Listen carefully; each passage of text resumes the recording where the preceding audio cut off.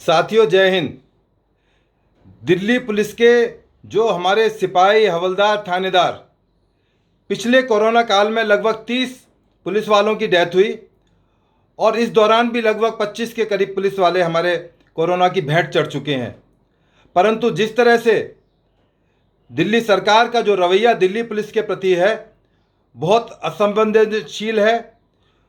हमारे सिपाही अमित राणा, जिनका मैं एग्जाम्पल दे रहा हूं आपको, लगभग 1 साल पहले उनकी मौत हुई थी और कोविड से हुई थी। उनके डॉक्यूमेंट्स हैं जिसमें क्लियर लिखा हुआ है कि उनकी डेथ कोविड के वजह से हुई थी।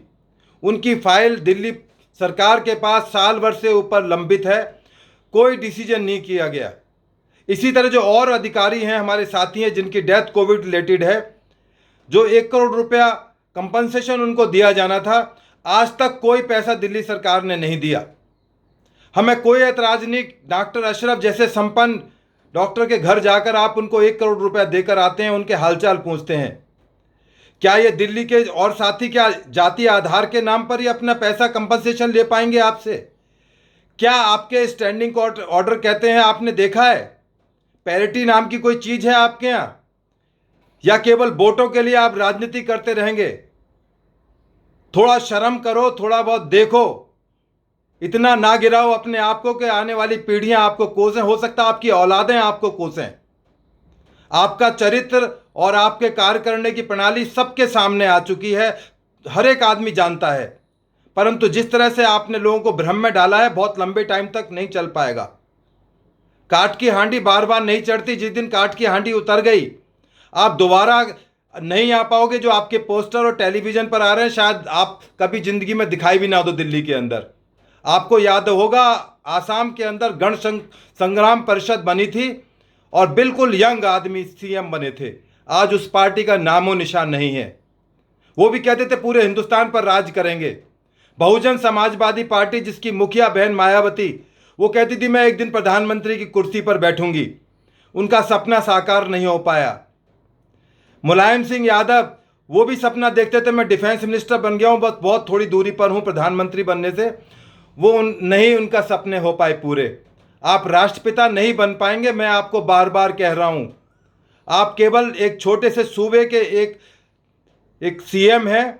आप पानी और बिजली और जो स्वास्थ्य सुविधाएं हैं वही पूरा मुहैया नहीं करा पा रहे हैं। जिस तरह से आपने छीछा लेदर कराई है अभी सेकंड वेव के दौरान में, वो किसी से छिपी नहीं हुई है। आपकी कथनी और करनी में इतना फर्क है कि लोग जान चुके हैं, आपको समझ चुके हैं अच्छी तरह से। ठीक है, भोले भाले गरीब आदमियों को आप बिजली पानी के फ्री के नाम पर बहका सकते हो, पर हम लोग टैक्स पेयर भी इस दिल्ली के अंदर रहते हैं। मैं भी एक टैक्स पेयर हूं। जो आप ये खैरात नहीं बांट रहे कि 1 करोड़ रुपया बांट रहे हैं, ये हमारे पैसे में से दे रहे हैं। आपके बाप दादाओं की कमाई से आप नहीं पैसों को बांट रहे हैं। एक दिन आपको हिसाब किताब देना पड़ेगा इन तमाम चीज़ों का। अभी हम जल्दी ही हाई कोर्ट के अंदर एक पिटीशन फाइल कर रहे हैं।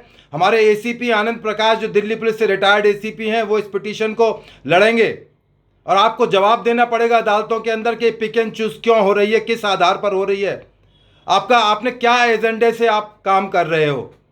आपको बताना पड़ेगा अदालतों को। नहीं बताओगे तो दिल्ली की जनता एक दिन आपसे पूछेगी। दिल्ली पुलिस का एक एक जवान, जो आपके साथ जो पीएसओ रहते हैं, वो आपसे पूछेंगे सर हमारे लिए आप क्या कर रहे हो, हम आपके लिए सुरक्षा देते हैं।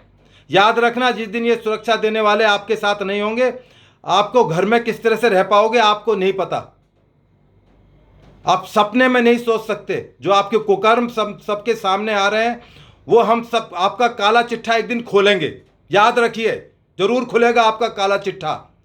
अभी 31 मई को पूजा राणा, जो उनकी पत्नी है, हमारे कार्यालय में आएंगी, अपनी बात रखेंगी कि उनको किस तरह से दुख तकलीफों का सामना करना पड़ रहा है।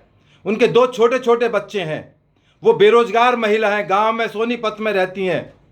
उनका एक छोटा बच्चा मात्र 5 साल का है। आपने पूछा उनके घर जाकर कि आप कैसे रह रहे हो, आपको कोई आर्थिक मदद या किसी तरह की मदद की जरूरत है? आप किस आधार पर कर रहे हैं? डॉक्टर की मदद करना बहुत अच्छी बात है, वो लोग हमारी जान बचाते हैं। के अग्रवाल जी मर गए, क्या आपने उनके लिए 2 शब्द कहे? क्या आप उनके घर पर गए? आपने 1 करोड़ रुपया दिया उनको? कोई मदद की उनकी? ऐसे ऐसे 100 डॉक्टर मर गए। परंतु जो आपने एजेंडा चला रहा है, ये बहुत दिन तक चलने वाला नहीं है और लोग एक दिन आपके मुंह पर थूकेंगे।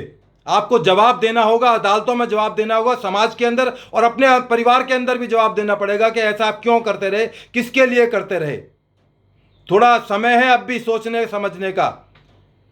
मैं गारंटी दे रहा हूं, आप बहुत छोटे सूबे के केवल सीएम हो, आप कभी सोचो कि आप पूरे हिंदुस्तान के कोई बहुत राष्ट्रपति या प्राइम मिनिस्टर लोगों के, नहीं, आपका सपना नहीं होगा। क्योंकि आपने जो वायदे किए थे कि मैं मेट्रो में सफ़र करूंगा, मैं जनता से हर आदेश लूंगा, मैं सरकारी बंगले में नहीं रहूंगा, वो हम आपके वायदे भूले नहीं है।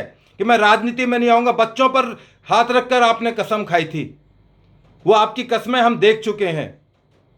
इसके बाद 6 जून को हम दिल्ली पुलिस के अधिकारियों से रिक्वेस्ट करेंगे, हमें सांकेतिक एक अपनी बात रखने का शहीदी पार्क में शाम को 4 से 6 बजे तक का मौका दिया जाए, जिससे हमारे दिल्ली पुलिस के रिटायर्ड साथी और पब्लिक के जो हमारे साथी जो हमारी विचारधारा से सहमत हैं, वो अपनी बात को वहाँ पर आकर रखेंगे और आपको आगाह करेंगे और तमाम कोविड नियमों का पालन करेंगे। हम वो किसान आंदोलन वाले नहीं हैं जो सरकार की बात को नहीं मानते। जो जिस तरह से आप उनको सपोर्ट कर रहे हो आज तक, उनको बिजली पानी मुहैया कराए, आपको शर्म आनी चाहिए आपको।